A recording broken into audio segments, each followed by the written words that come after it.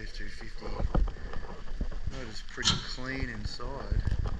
We just got the intake manifold off and the exhaust manifold up to seal a couple of leaks up and give the motor a bit of a degrease and a bit of a Ford Blue VHT rebuild.